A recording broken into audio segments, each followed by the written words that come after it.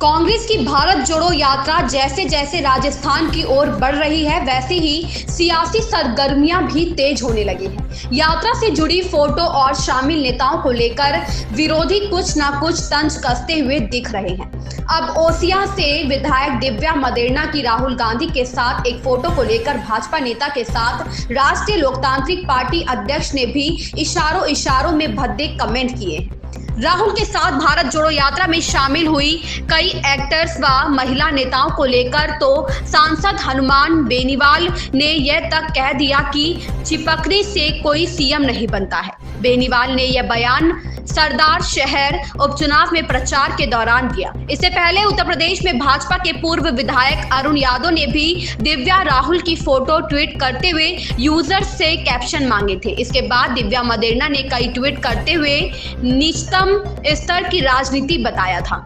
वहीं social media users ने भी अरुण यादव को ट्रोल करना शुरू कर दिया था। कांग्रेस की तेज तर्रार विधायक दिव्या मदेरणा दरअसल 21-22 नवंबर को महाराष्ट्र में भारत जोड़ो यात्रा में शामिल हुई थी। इस दौरान राहुल गांधी ने उनका माथा चूमा था। दिव्या ने यही फोटो 23 नवंबर को ट्वीट की थी। इसके बाद इस फोटो को लेकर सियासी तंज और बयानबाजी शुरू हो गई। इसी दिन शाम को सांसद हनुमान बेनीवाल बिना नाम लिए दिव्या की फोटो पर जमकर तंज कसे। उन्होंने कहा कि किसान की बेटियां राहुल से चिपक कर फोटो ले रही हैं, क्या उससे कोई मुख्यमंत्री बनता है क्या?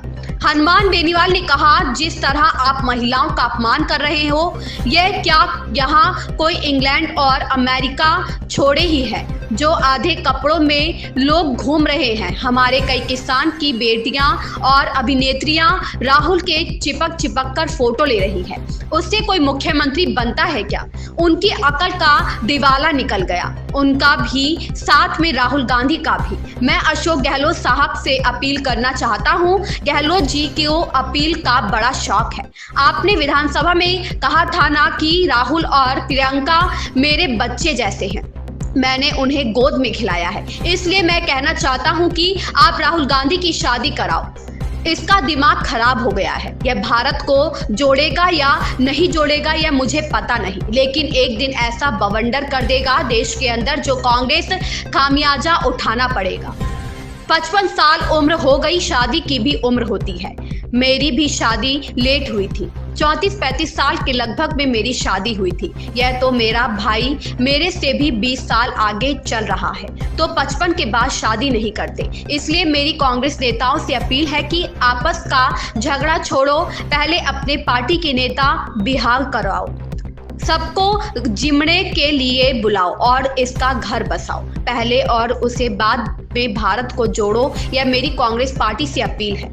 देखिए, लाड प्यार अलग होता है, किसी का स्नेह अलग होता है, लेकिन इस तरह की हरकतें करना बिल्कुल ही एक राष्ट्रीय पार्टी के अध्यक्ष को अच्छा नहीं लगता। मैं उन अभिनेत्रियों और नेत्रियों से भी अपील करूंगा कि इस तरह आप पॉपुलैरिटी पाने के लिए जिस तरह की हरकतें कर रही हो और सोशल मीडिया पर जिस तरह फोटो अपलोड कर रही हो, इससे समाज की भी इंसल्ट होती है, किसान की भी इंसल्ट होती है। आपके समर्थकों के अंदर भी रोष होता है कि हमारी नेत्री क्या कर रही है। हमारे नेताओं नेत्रियों को सीमाओं का ध्यान रखना चाहिए। दिव्या और हनुमान बेनीवाल के बीच राजनीति खींचतान लंबे समय से जारी है।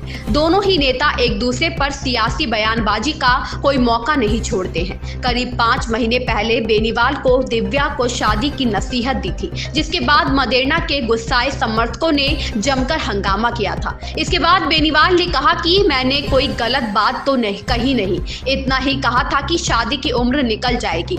मारवाड़ में लगातार बेनीवाल की पार्टी अपना विस्तार कर रही है। साल 2018 के विधानसभा चुनावों से ठीक पहले बनी आरएलपी ने बाड़मेर और नागौर के साथ जोधपुर में काफी अच्छी राजनीतिक जमीन तैयार कर ली थी। विधानसभा में 3 विधायकों के अलावा बेनीवाल ने पिछले साल हुई पंचायती राज चुनावों में भी किस्मत आजमाने का फैसला किया और मदेरणा परिवार के गढ़ ओसिया में सेंध लगाने में कामयाब रहे। ऐसे में हनुमान बेनीवाल और दिव्या मदेरणा की तल्खियों को हवा पिछले साल पंचायत चुनाव के बाद मिलना शुरू हो गई थी।